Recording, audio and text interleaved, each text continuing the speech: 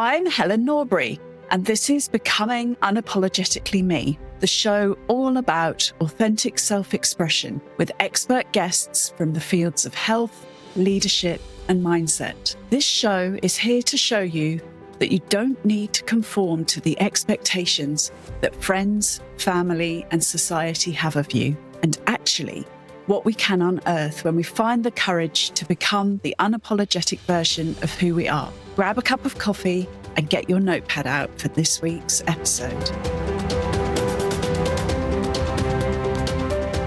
Hello, and welcome back to Becoming Unapologetically Me. Today, I'm really excited to be talking to Philip Bear. When I heard that Philip has big plans for transforming large groups of people rather than just working person by person, I thought I really wanted to understand what that looks like and to talk about transformation in the mental health space with Philip. So, Philip, I know that you support organizations to cultivate psychological safety and that you've developed an app to support you with this. But I'd love to start by understanding a bit about your reasons and motivations behind it. Yeah, thanks for having me and lovely talking with you, Helen. I see conflict all around me and tension and stress. Can't remember being in a workplace where I was working with other people where there weren't challenges coming up between. I'm a tough guy to get along with, so lots of challenges with me, but I wasn't the only one. I was seeing it all around. And I needed, after growing up in a dysfunctional family of immigrants, a few generations into South Africa, my family was pretty messed up. And I had a lot of work to do to sort myself out and to be able to deal with the challenges that I was having, particularly in relationships. So I did a large amount of healing on myself, and being someone who's coming from a mechanical engineering technologist background, when I was doing personal healing work, I was coming in across gaps in what I was being taught. So I would be taught something about shame. I would be taught something about a reactivity, but I couldn't put the pieces together, and my brain needed that. So what ended up happening was I did a reverse engineered everything that I was looking at, and came to an understanding of what it is that causes us to go, let's say, from a trigger to a place of reactivity to suppressing the pain that's behind all of that. And with everything that I developed, I worked for roughly a decade or longer with small groups of people and realized that the approach that I was using was so effective that I wanted to take it to the next level. And I was doing some mediation work and saw that there was a thirst for this in the corporate sector. And my reason for developing an app was purely by fluke. I was looking to develop a training system and went to the default that I'd always gone to, which is make a whole bunch of videos, put them on a platform, and deliver training in that format. And when I was looking for a place to host the videos, because I can't do that on my own website, I needed a server, I came across this app that essentially gives you a different way of delivering the information in micro lessons. And even though it took quite a bit of work to adapt my style of delivery to something that only takes 10-second videos rather than 2-hour or 1-hour videos, I love how it works because at the same time that it's teaching people, it's probing them for comprehension and using quizzes and gamification in order to do that. So I can now do in 10 minutes something that would take an hour or longer to do. And I love that. Gosh, yeah. How powerful, because I'm sure we've all sat through those corporate training sessions where you put the video on and you feel by the end of the hour that you haven't really learned anything because you've not been very engaged with it. So having something very dynamic and quick, but powerful, and like you say, with the gamification as well. So you're actually learning something from it. Really super powerful. So how open do you think organizations are, generally speaking, to creating cultures that are psychologically safe? They are very open to the idea of it and very afraid of the reality of it. Because it requires that. One of the places that I've run into bumps with this is the people are talking about in so many cases that the person who's the greatest source of challenge is the person who's running the company. And so when that person is sitting in a place of terror that they're going to get questioned, that can be really hard. Yeah. Having spent a fairly large section of my career working in management consultancy and having leaders say, do it to them. It's it's their thing that they need to sort out. And then you realize that it's all coming from the top of the organization. I can really empathize with the banging points that you come to. So when there's a group of people, whether that's team members, frontline staff, or it's team leaders, or it is the whole leadership team as a whole, and they're operating from a place of fight, flight, freeze, or fawn, what do you see as the impact across the organization for that culture of organization versus one where maybe you've done some work with them and they've moved on from that? Yeah, so night and day. What we need to, and you mentioned my postcard, and I'll put it up here. We can attach it, I believe, to what you put out with this podcast. What this shows over here is that I've streamed different day-to-day behaviors that you'll run into probably multiple times in a day in many of the workplaces, and I've put them into categories of fight, flight, and freeze. So any time that someone is being blaming or they're projecting their judgments in a workplace, in the home, wherever it is, it becomes really valuable to associate that by asking the question why they're doing that. And when we answer the question, they're trying to protect themselves. They're trying to do something because they're feeling some level of distress. And so I can go through the full list that I have here, which in fight is sarcasm, active and passive aggression, projection of judgment, ignoring physical and emotional boundaries. That's just in the fight category. If we go into flight, when we see people, and this is something that then people are surprised to see this on my list here, because canceling appointments on a regular basis is a flight response. Lying is a flight response, or deceiving or hiding, avoiding. And then the freeze responses are when you see someone working at their desk and you try to engage them, but they don't engage. And the way that mind goes is this person is doing something to ignore me, and it's not cool why they're ignoring me. But if we picture it differently and see that they're in freeze state, it's not that they don't want to, it's that they can't. They're so pressured.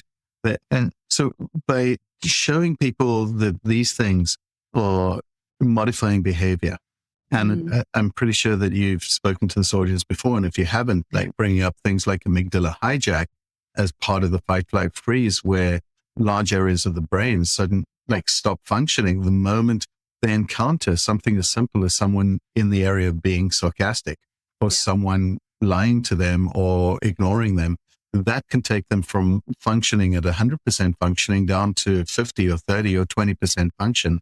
Absolutely. And when we want to show up with our brain operating at full power in our jobs and in our careers so that we can advance or, do the best job that we possibly can, and recognizing that actually what these are causing is parts of our brain to switch off and part of our executive functioning to switch off. And actually we can't then show up as the best version of ourselves in our jobs because all of this other stuff is going on within our brain.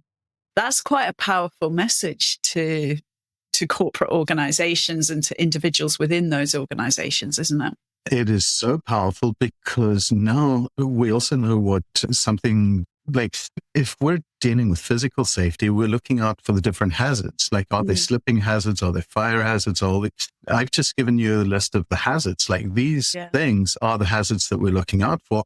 And so what we can do is every time that we see sarcasm, and let me just, there's cultures where sarcasm is, I grew up using sarcasm. It's just a way of talking with one another. But very much so in the British culture as well. Yeah. So the measure of whether or not this is dangerous or this is a threat to psychological safety is whether it triggers another person into fight, flight, or freeze. And if it does, there's no argument about it. We can measure the chemicals in their body, and we know that this had the effect of sending them into fight, flight, or freeze. Yeah. You're so right. I remember being taught, in inverted commas, a previous job that I had about how to park my car safely so that I wasn't put at, as a lone female working in this office, that I wasn't going to be at risk in the multi-story car park, and taught how to park my car, but nothing about the emotions or the psychological safety aspect of the work that I was doing at all. So yeah, very interesting. Yeah. And so when we expand this and we start looking at those hazards and we start putting in places ways of understanding what's causing that, and we shift our attention away from suppressing the behavior, because that's what our culture teaches us. When my daughter, she's 27 now, but when she was a younger kid and I would see that she's lying, my first impulse would be, I need you to stop lying. It's not culturally, it's not socially acceptable to be a liar. What I missed was that this was a flight response.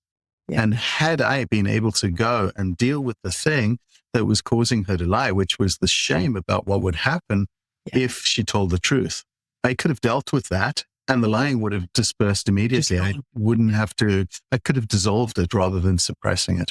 Yeah. And that's what psychological safety is all about. Yeah. It's shifting from a paradigm where we go against the things that are uncomfortable to one, and I've done Tai Chi for a lot of years. So instead of going against, we turn it around and we look inside and we get ourselves to a place where we can be comfortable seeing what a person's doing without being reactive to it. So that's one of the first things we need to do, is deal with why we're reacting to it. Yep. And if we can do that, we can softly look at why the other person is doing it. And if it's something environmental, maybe there's something that we can shift within the environment to be able to take away their need to use that defensive, reactive behavior. Yeah. So many people would argue that workplace stress is an inevitable fact of life. But how do you see it, and how can it be something constructive? Well, the stress is related to external factors. There are sales that need to be met. There's money that needs to be made, and taking care of people if people are in a care profession. But what happens between people and how that all plays out is really, I'm going to use the engineering term, it's very plastic. It can be shaped. It can be formed like clay. And I was speaking to some folks recently about learning the culture of playing sport and how competitive and how you're out to beat everyone else. That's a culture that was learned. It was taught to us to relate in a particular way, and everything that we do within our work lives comes from things that were taught to us, attitudes and ways of being, paradigms of being that we were taught growing up. And it doesn't have to stay the same. So we can shift into a much more loving, compassionate one. And that's what my app trains. So unlike other bullying programs where you try and, I don't know how people try to get people to not bully, but effectively, if you want to do it and you want to be successful, you need to take away the impulse to bully. You need to take away a person's need to protect themselves by hurting somewhere else. And we can do that. So what do you, in your day-to-day work, as the biggest threats to psychological safety in the workplace? And lack of awareness. So it really requires paradigm shift. And we know that people are stressed. If I go through the statistics in Canada, mental health impact on absenteeism and on productivity and people sitting at their desks, not being able to function, like the numbers are off the charts. Yeah. So it's simply a lack of awareness that this doesn't have to be this way. And that if you bring in the style of training that uses the psychological pieces that I'm developing, this is a game changer. Without doing the shadow work in the workplace, people need to be familiar with this concept that there's such a thing that's operating subconsciously called our shadow. That's really just the rejected parts of ourselves that we were discouraged from showing those parts of ourselves because they're antisocial within general behaviors. Yeah. But they're still part of us. And so my inclination to dishonesty or towards laziness or towards stupidity or all of these different pieces that I got told, don't let people see that. Well, the harder I try to prevent people from seeing it, the more it shows up in the workplace. Yeah. And it's not much, nobody goes to work saying, today's a fresh day. I'm going to have an argument at 11 and I think I'm going to get into some kind of backwards and forwards with someone I don't like around lunchtime. Like, these are things that come because there's subconscious factors at play. And we can learn to observe them. And by making it safe for us to see ourselves and to start stretching into that taboo area of who we are. And this is where, like, the book I wrote is called Learning to Love. And it's really about unconditional loving. It's how do we bring these parts that we were taught are dangerous parts of ourselves and start to integrate them and say, you know what, it's okay for me to be a liar because I'm just as honest as I am a liar. But when's it appropriate to use that lying? Because I'm going to need that lying to protect myself at different times. Yeah. And this is functioning, but we pretend it doesn't exist.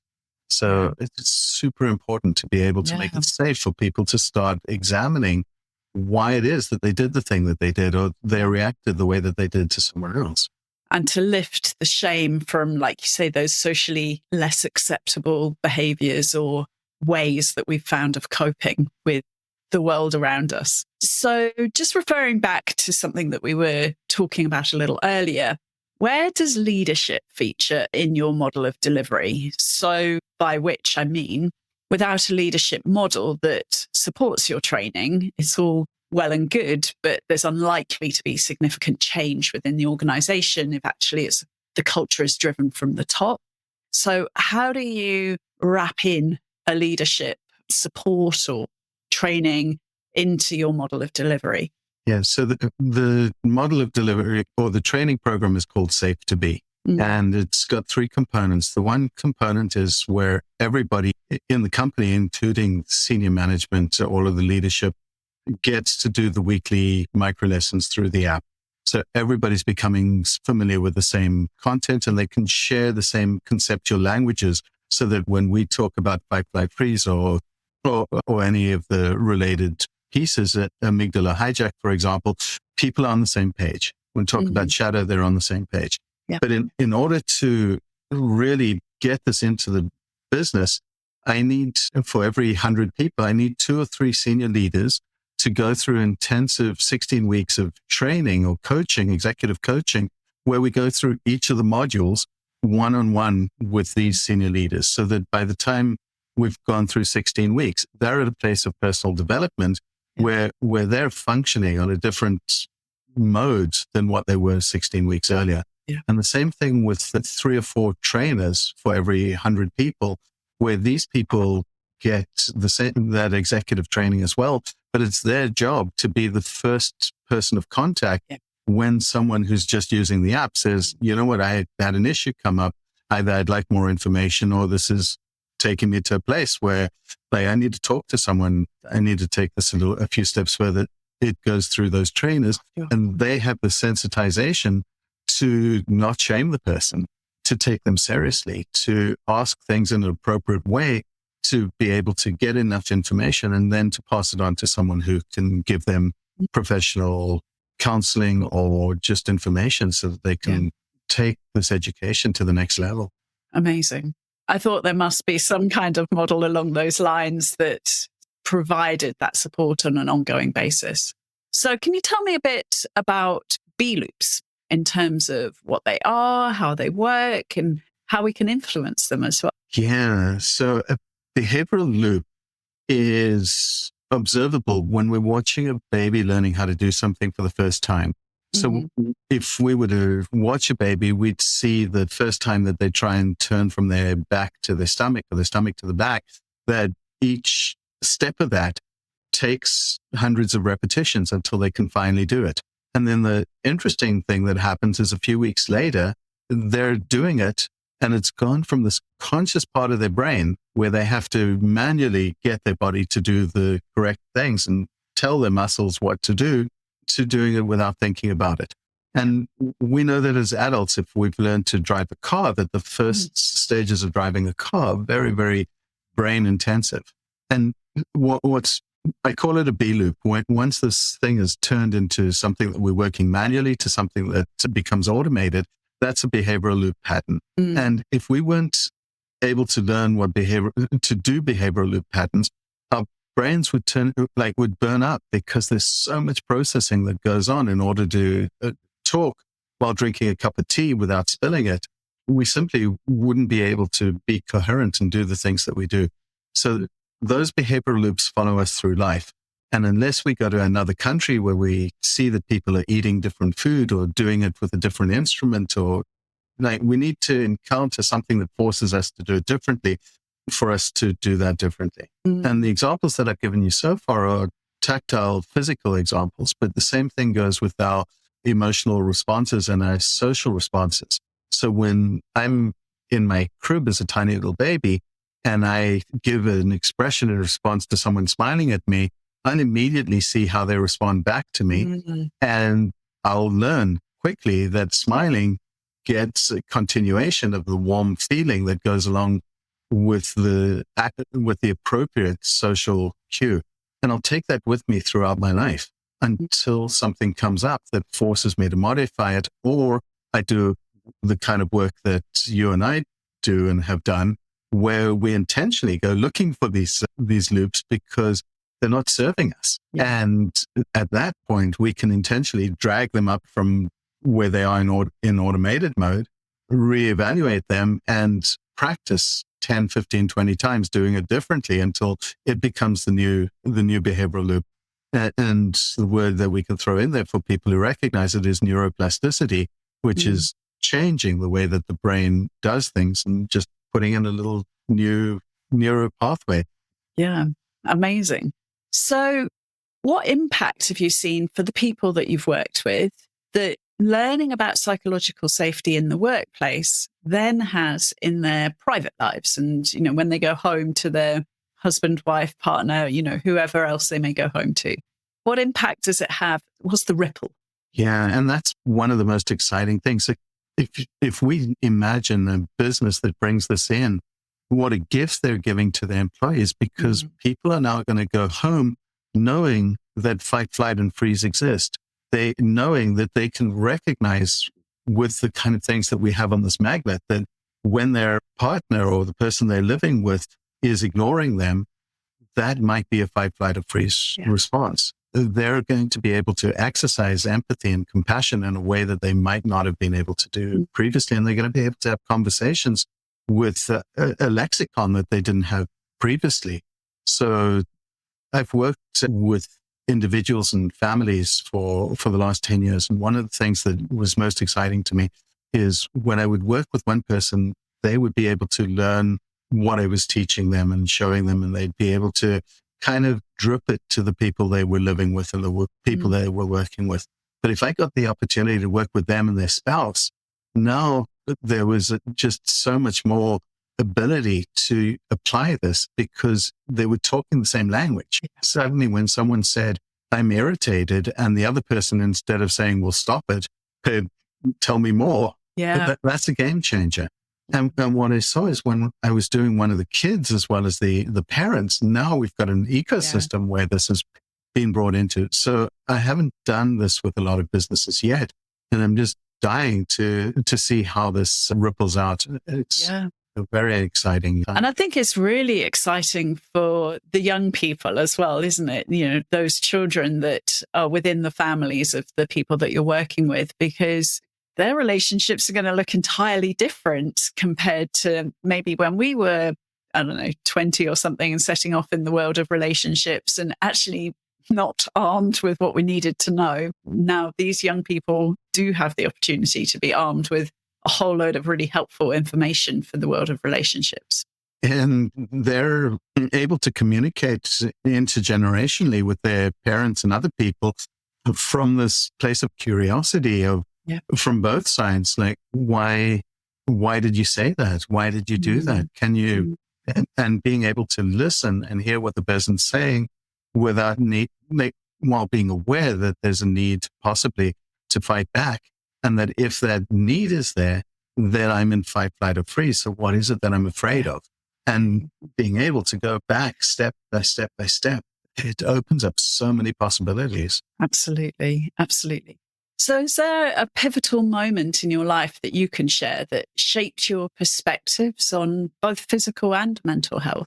I can share that I was in therapy counseling for not consistently, but over 20 years in couples and individual counseling. And I made some progress over Mm, 20 years. yes. And then I went to a retreat in Florida with a teacher by the name of Paul Farini. And in a single week, we did 20 years equivalent Wow. of healing. And it was fun. And, but it taught me that it doesn't have to be the old style of psychology, that there's ways of doing this that are not taught in universities and that Mm, deliver incredible results very, very rapid. mm, And yeah, I would recommend to anybody who has the opportunity to do the kind of studying that I offer with people like myself, with people like, I don't know if you've heard of Gabor Mate. Yeah, he's I went to his talk he was in the UK in Oxford in September, and I'm going again September as well. And yeah, absolutely love him. Yeah. Yeah, there are some cool people doing some cool things, bringing in this different way of relating to our psyches that doesn't all come from Freud. Yeah, absolutely. So, what has helped you to discover and embrace your authentic self in the delivery of your mission? Okay, so if we go back to the shadow, 50% of our authentic self is taboo. So for every part of my intelligence, there's my stupidity or idiocy.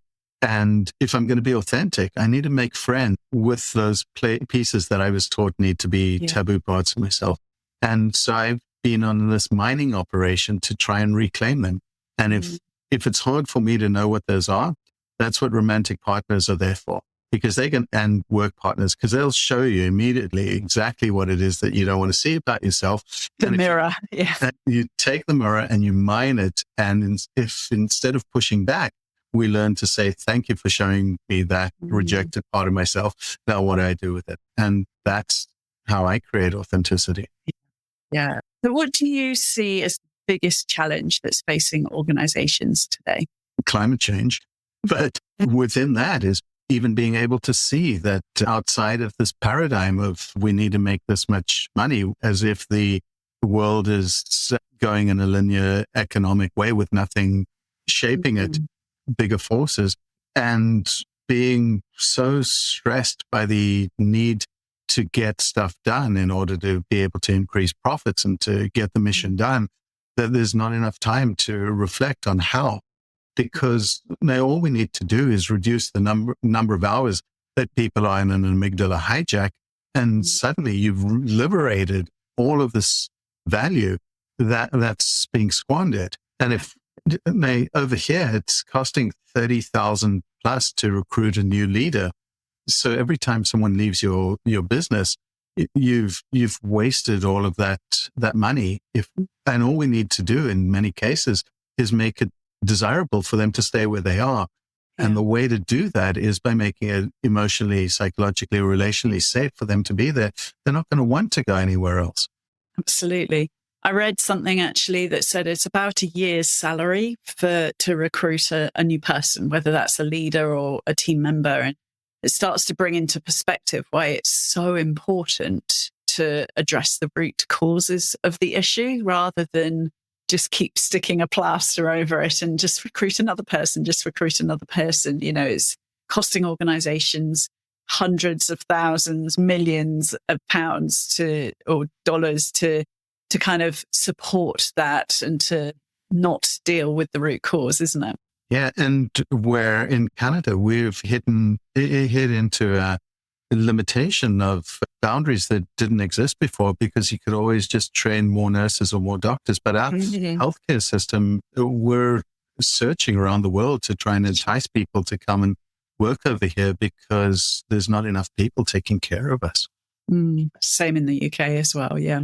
So what would be your top tip to someone listening? How to learn to respond rather than react in any of those circumstances that we've talked about today? Yeah. So the first thing that happens when something threatening is going on is that our nervous system is going to pop into fight, flight, or freeze. And at that point, we're out of the game for a short moment. But the first thing is that when our brain's starting to come back online is, am I safe? And if we can get it as we're going into fight, flight, or freeze. So as I look around me, are there any imminent physical threats to me? Because if no one's pointing a gun at me, there's no knives, there's no fire, there's no floods, then my nervous system is doing what it was trained to through all the animals that led up to the development of Homo sapien. But that same mechanism gets triggered even if there's no imminent physical danger. Yeah. So if I know that I'm physically safe in this moment, then the thing that's causing me to feel unsafe and triggered has to be, and you're great because you got the headphones on, it's between the headphones. Yes. That's where the threat is. So if I can start looking, like, I know it's not coming from outside. I know it's something in the environment, but it's not going to physically kill me. So something's going on inside here. Let me slow things down. Let me do the training. And I'll be able to get to a point where I can easily recognize what it is. And it almost always has to do with something that I associate with what I just noticed. And my nervous system tells me that what I just saw, so someone looking or speaking in a tone of voice or saying something in a particular way or something represents danger. Yeah, those loops that we were talking about that we've learned at some point in our life, which may not be entirely functional for us today. That's right. Yeah. Amazing. Fantastic. Oh, I've so enjoyed this conversation. I could talk to you for hours and hours. It's been so inspiring to hear your approach to really helping organizations to make shifts in this way and how each individual will no doubt be impacted in a positive way within that context as well. I appreciate the opportunity to talk to you and to have a conversation with someone who's as invested and interested in this as I am. Oh, it's an absolute pleasure anytime. Thank you for listening to this episode of Becoming Unapologetically Me. Make sure you subscribe to the show on Apple Podcasts, Spotify, YouTube, or wherever you listen to your podcasts so you never miss an episode.